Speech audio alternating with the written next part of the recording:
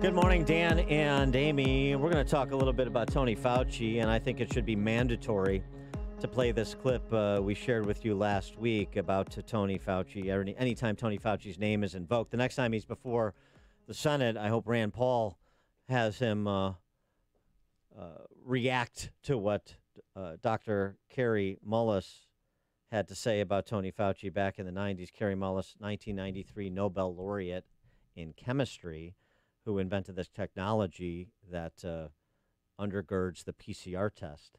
This is what Kary Mullis said about Fauci and TV doctors like him at the time. What is it? What is it about humanity that wants to go to all the details and stuff and listen? You know, these guys like Fauci get up there and start talking. You know, he doesn't know anything really about anything, and I'd say that to his face. Nothing. The man thinks you can take a blood sample and stick it in an electron microscope, and if it's got a virus in there, you'll know it. He doesn't understand electron microscopy, and he doesn't understand medicine, and he should not be in a position like he's in. Most of those guys up there on the top are just total administrative people, and they don't know anything about what's going on the bottom. You know? I mean, that is such a slam. It's breathtaking. Now, Kary Mullis passed away in 2019, I think. Anyway, he passed away recently, and so he can't build upon what he said 25 years ago. But that statement sort of speaks for itself. It'd be interesting to have a little debate within the scientific community of credentialed individuals, since people like Jay Bhattacharya and Martin Kulldorff and Sunetra Gupta and Ioannidis from Stanford have all been sidelined by the press corps. We got to ignore those people because they don't genuflect before St. Fauci. Well, St. Fauci may have violated the U.S. Constitution. Remember when the emoluments clause was all the rage to invoke on the left? AOC wanted to impeach President Trump over the emoluments clause that she had that someone had told her about. Well, Tony Fauci last month received the Dan David Prize, which is affiliated with Tel Aviv University. Yeah, $1 million, right? For contributions to health and medicine. And the question is, does that violate the emoluments clause of the United States Constitution? To explore that with us, we're pleased to be joined by E. Donald Elliott, professor at Yale Law School, elected member of the American Law Institute, the American College of Environmental Lawyers, and a senior fellow of the Administrative Conference of the United States, who served as the general counsel of the EPA from 89 to 91. Professor Elliott, thanks for joining us. Appreciate it. Thank you. It's a pleasure to be on. So what about St. Fauci and the emoluments clause? Well, I would prefer not to make it personal to Fauci. I have known Fauci for many years, and I am really not qualified as a lawyer to judge his scientific credentials. That's why we have Kary Mullis. Yeah.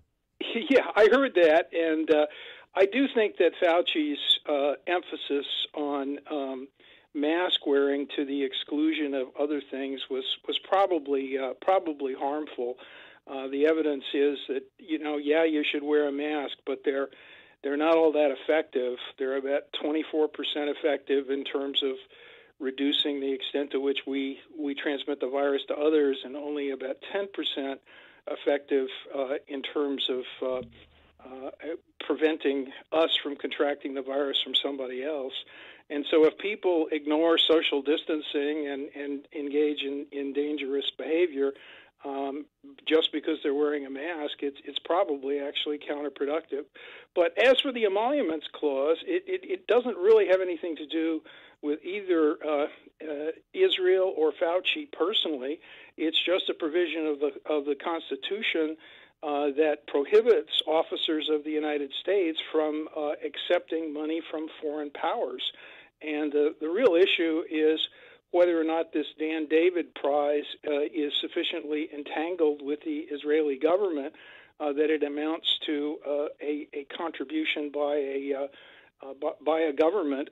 I say it is because 70% of the funding for Tel Aviv University comes from the Israeli government, and we don't want governments around the world giving financial rewards to officers of our government for doing things in office that the particular government likes. And in my article, which was in the American Spectator, I urge people to think about how they'd feel if this were giving money to an official for something that they didn't like. Well, should Dr. Fauci give the money back? I think so. I argue in my article that he should never accept it, and I hope he'll seek the advice of the ethics officials in the White House. There is a legal opinion by the Office of Legal Counsel in the Department of Justice that says accepting a president accepting the Nobel Peace Prize does not violate the emoluments clause because the Nobel Committee is not the arm or entangled with a government. I think Tel Aviv University is, but that's the crux of the issue.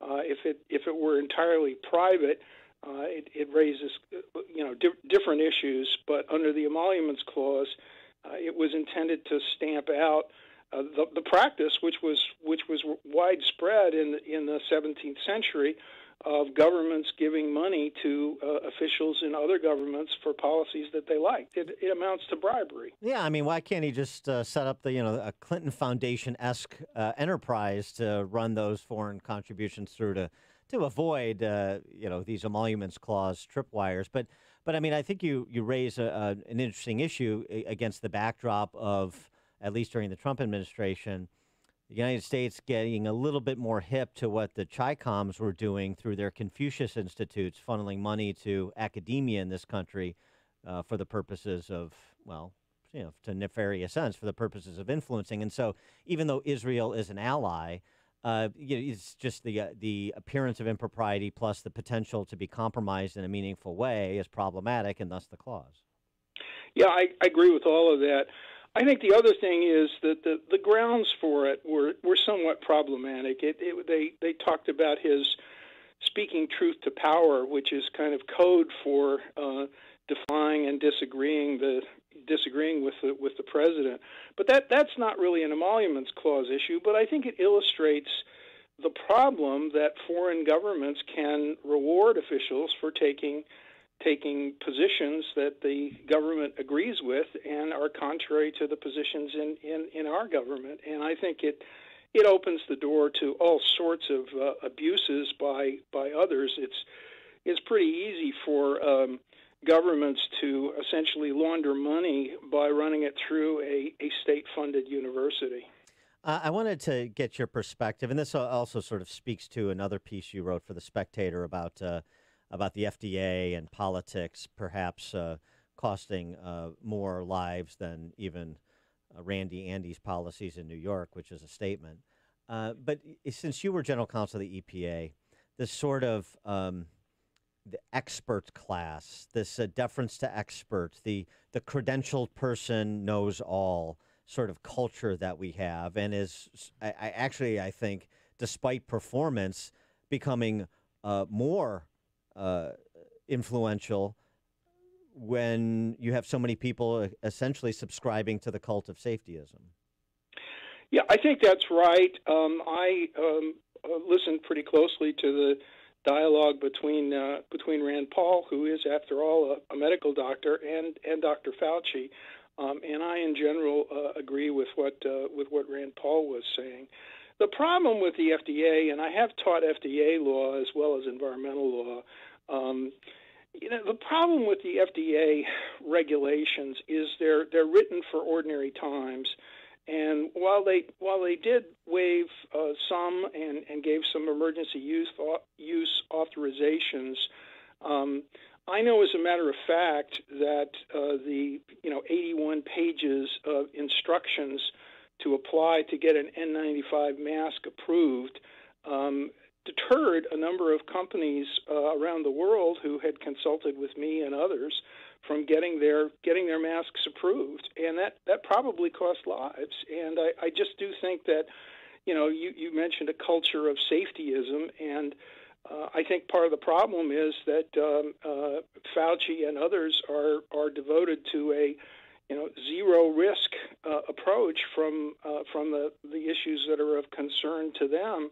The dialogue with Rand Paul was about whether or not we should continue to wear masks even after we're vaccinated, and with Fauci taking the position, well, there might be variants evolved that haven't that are not prevented by the vaccinations. Well, we haven't detected any of those things yet, so I think it's an illustration of just being hyper concerned with safety, as opposed to other competing values. And life and law is a matter of balancing risks and benefits. So you think if you're vaccinated, you should free yourself from a mask? I mean, after 14 days after the second shot. Tony Fauci said so, actually. Well, I don't. I have been vaccinated, and I continue to wear a mask, but because it's a CDC recommendation, and I, as a lawyer, have learned over the years to defer to the experts and defer to the scientists. So I would not contradict the CDC recommendations, but I do think that they probably are overly cautious, as they have been in terms of keeping the schools closed. Well, I mean, Tony Fauci, with respect to even masking, I mean, he got cornered by a Mexican comedian. And I'm not kidding. And it was a great interview. It was perhaps the best interview that's been done Tony Fauci to date. And Fauci, he was the Mexican comedian. His name is escaping me. But anyway, he was asking legitimate questions from a place of skepticism about the vaccines. And Fauci was so focused on coming over the top to defend the safety and efficacy of the vaccines, he lost himself for a bit. And he essentially said that once you're vaccinated, you're not going to get infected, unlikely, and to the extent you do, you're not going to get sick. You are also not likely to spread. It's an infinitesimal, or word to that effect, that you would continue to be able to spread. So he's essentially making the case that people are saying, that people are making when you say you're vaccinated, you're not going to get infected or sick, and you're not going to spread. So there's no reason to do a mask. And if there is still a reason to do a mask, then what the frick is the point of the vaccine? So so part of this, the double speak from somebody like Fauci, which has been attendant to the last year of our lives in America, and frankly the West in general, because of his profile. And then, again, the CDC experts. I mean, these are the same CDC experts. I mean, Redfield, before the newly minted CDC director, who was essentially cited for misrepresenting data back in the HIV era by the Department of the Air Force. No consequences. I mean, all these guys and gals that have credentials and have connections in government, they just sort of drift around. You want to talk about dance of the lemons in public schools. Dance of the lemons in the fourth branch of government, which is the bureaucracy. These people just exist forever, like all of these public health professionals that we've been, I guess, most of us persuaded to listen to for the last year without merit. I mean, there's just no performance metric. So, I mean, frankly, there are people that are just credentialed and probably more credentialed, know more about epidemiology and infectious disease than Tony Fauci does, that are saying very different things than he's been saying since the beginning. So the hell with the CDC, which, as one caller presented to us last week, should just be renamed the Center for Control, because that's what it seems they're most interested in, not science. Well, I think the most suspicious thing in the whole episode is the fact that the existence of effective vaccines was not announced until 9 days after the election. And there was a 60-day trial for safety and efficacy, which is what the FDA normally does. And after 45 days or 40 days, the people at the company and the people at the FDA clearly knew that the vaccine was effective and had not shown any side effects. And that was, I think, suppressed and not made public until after the election had taken place. And I think there should be an investigation of why that happened. Yeah, because lives were lost. They could have saved more lives, right? Absolutely. And they frequently end up terminating trials before the full time, when the preliminary results show that something is effective. And I don't know. I wasn't part of that decision, but I think somebody should definitely investigate why that was. And you're absolutely right. There were almost certainly thousands of lives that were lost. My understanding is that a decision was made to use the full ordinary time on the notion that it would be more credible and more people would be willing to take the vaccine if you had the full 60-day study. And I think there was a lot of concern about not appearing to get the vaccines out early prior to the election. But I think making a decision not to release information also affects the election, and I think that's very, very questionable. And I think I would hope the Congress would investigate that. Certainly, if it had been announced before the election, there would have been an investigation of Donald Trump's role in getting it out early. I think that when we knew that the vaccines were effective and had not shown side effects in the studies to date, I think there should be an investigation as to why that was not made public, because it clearly would have affected the election. Either way, and we'll never know. I think that the best interpretation you can put on it is that the companies and the scientists that were involved didn't want to announce it before the election because they realized that it would affect the election. Mm-hmm. But as I point out in my article, not announcing it also affects the election. So I think you should be truthful and let the chips fall where they may in the election. Yeah, good questions to re-raise. And by the way, that Mexican comedian actor Eugenio Derbez, I just want to give credit where credit is due. He is E. Donald Elliott, professor at Yale Law School, elected member of the American Law Institute, the American College of Environmental Lawyers, and senior fellow of the Administrative Conference of the United States. He served as general counsel of the EPA from 89 to 91, and we'll tweet out his pieces in The Spectator. Both are worth checking out, about the emoluments clause and Fauci's $1 million prize from Tel Aviv University, as well as what he was just discussing with respect to the timing of the announcement of the vaccines. Professor Elliott, thanks for joining us. Appreciate it. Sure, and you failed to mention my most important qualification, which is that I was born in Chicago. Oh, you did? Where were you born? Presbyterian Hospital. My family lived. My family goes back several generations in Chicago. Although we moved to southern Indiana when I was about 6, but I've always considered way ahead of the learning I've always curve. considered Chicago my hometown. All right. Very good. Thank you. Thank you for joining us. Appreciate it. Thank you. And he joined us on our turnkey.pro answer line. Listen to podcasts of Dan and Amy from the AM 560 mobile app. Download it today at 560 The Answer.